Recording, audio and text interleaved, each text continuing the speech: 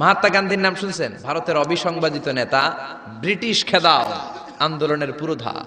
যিনি বারেট ল করেছেন লন্ডন থেকে, পেশায় একজন ব্যারিস্টার।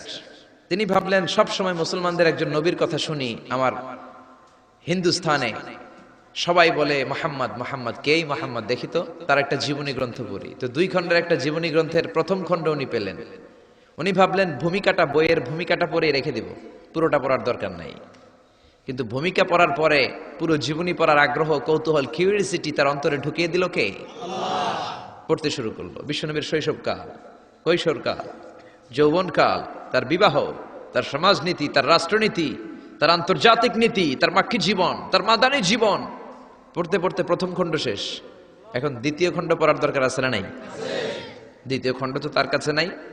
তিনি একবার ইন্ডিয়ার পুরাতন লাইব্রেরিগুলোকে তন্ন তন্ন করে খুঁজে দ্বিতীয় খণ্ড জোগাড় করলেন, সেটাও পড়লেন। পরে তিনি অবাক।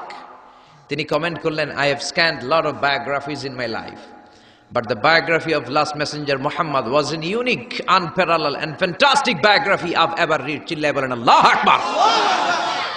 আমি ভারতের নেতা মহাত্মা গান্ধী অনেকের জীবনী পড়লাম, কিন্তু মুসলমানদের নবী মুহাম্মাদের জীবনীর মতো কোনো জীবনী পাই নাই।